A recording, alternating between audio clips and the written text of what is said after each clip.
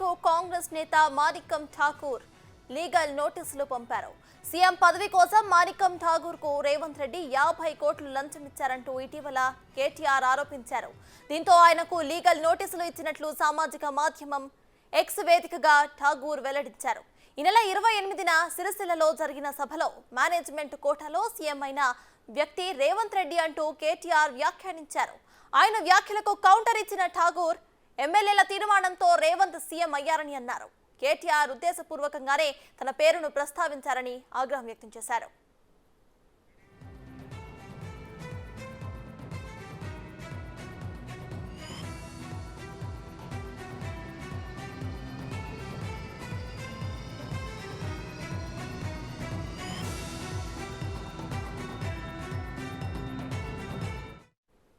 ఈ legal notice కు సంబంధించిన పూర్తి డీటెయిల్స్ ను మా ప్రతినిధి శివ అందిస్తారు. శివ, చెప్పండి, కేటీఆర్ కి అయితే కాంగ్రెస్ నేత మాణిక్యం ఠాకూర్ లీగల్ నోటీసులు పంపించినట్టు తెలుస్తోంది. సో దీనిపై మీ దగ్గర అప్డేట్స్ ఏంటి?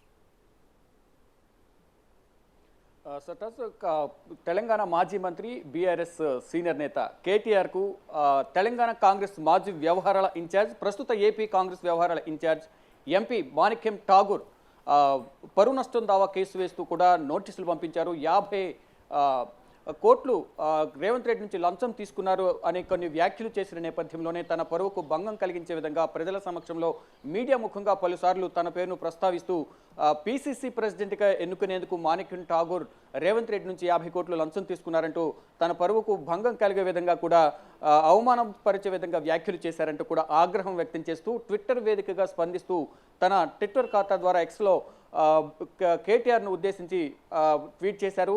వారం రోజుల్లోగా క్షమాపణ చెప్పాలి, బహిరంగంగా లిఖితపూర్వకంగా క్షమాపణ చెప్పాలంటూ కూడా నోటీసులు పంపించారు.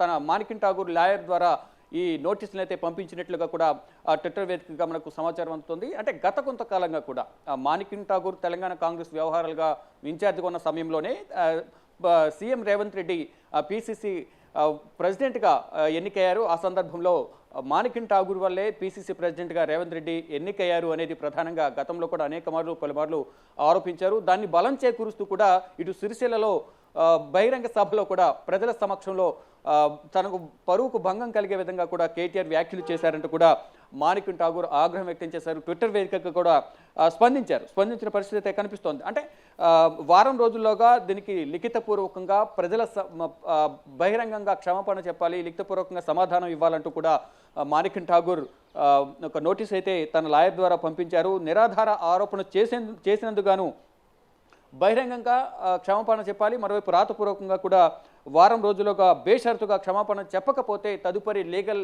చర్యలు అనేవి న్యాయపరమైన చర్యలు ఎదుర్కొంటాము, పరువు నష్టం కేసు వేస్తామంటూ కూడా ప్రొసీడింగ్స్ ఉంటాయంటూ కూడా మాణిక్యం ఠాకూర్ తెలియజేశారు. అయితే గతంలో ఏదైతే రేవంత్ రెడ్డిని ఉద్దేశించి ఏదైతే వ్యాఖ్యలు చేశారో మేనేజ్మెంట్ కోటాలోనే సీఎం అయ్యారంటూ కూడా రేవంత్ రెడ్డిని ఉద్దేశించి మాణిక్యం ఠాకూర్ చర్య వల్లే లంచం తీసుకోవడం వల్ల పీసీసీ అయ్యారు, దాని ద్వారా ఆయన ముఖ్యమంత్రి అయ్యారు మేనేజ్మెంట్ కోటా ద్వారా అంటూ కూడా కేటీఆర్ వ్యాఖ్యలు చేశారు.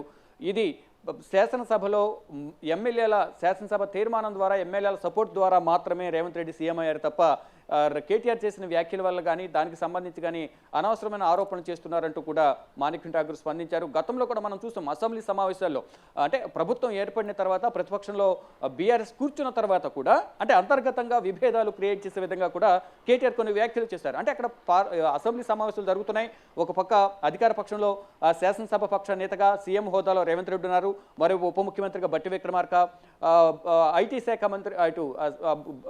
శాఖ మంత్రిగా శ్రీధర్ బాబు, అలాగే మరొక రోడ్లు భవనాల శాఖ మంత్రిగా కోమటిరెడ్డి వెంకటరెడ్డి ఉన్నారు. అంటే వీరందరిని ఉద్దేశించి అంటే వారందరూ వారిలో అంతర్గత విభేదాలు క్రియేట్ చేసే విధంగా కూడా కేటీఆర్ కొన్ని కీలక వ్యాఖ్యలు చేశారు. అంటే మొదటి నుంచి కాంగ్రెస్ పార్టీలో ఉన్నవారు కాకుండా పక్క పార్టీ నుంచి వచ్చిన వారు ముఖ్యమంత్రి హోదాలో ఉన్నారు, మీరు ముఖ్యమంత్రి అవుతారని నేను ఆశించానంటూ కూడా బట్టన్న, అలాగే కోమటిరెడ్డి వెంకటరెడ్డి, అలాగే ఇతర కొంతమంది పేర్లను ప్రస్తావించారు. అంటే అక్కడ ప్రస్ఫుటంగా మనకు అర్థమవుతుంది, అంటే అక్కడ ఓటమి చవి చూశారు, ప్రతిపక్ష హోదాలో కూర్చున్నారు, కానీ దాన్ని అంగీకరించకుండా అంతర్గత విభేదాలు క్రియేట్ చేసే విధంగా కూడా అక్కడ కొన్ని వ్యాఖ్యలు చేశారు. మళ్ళీ దాన్ని బలం చేకూర్చే విధంగా పీసీసీ ప్రెసిడెంట్ అవ్వడానికి కారణం మాణిక్యం ఠాకూర్ 50 కోట్లు లంచం తీసుకుని పీసీసీ ప్రెసిడెంట్ చేశారు, సీఎం రేవంత్ రెడ్డి మేనేజ్మెంట్ కోటాలో సీఎం అయ్యారంటూ కూడా కొన్ని వ్యాఖ్యలు చేసిన నేపథ్యంలో వీటన్నిటిపైన ఇటు తనపై చేసిన వ్యాఖ్యలపైన పరునాష్టం దావా కేసు వేస్తూ వారం రోజులకు సమాధానం ఇవ్వాలి, లేదంటే లీగల్గా ప్రొసీడ్ అవుతారంటూ కూడా ఇటు మాణిక్యం ఠాగూర్ ట్విట్టర్ వేదికగా తన లాయర్ ద్వారా కూడా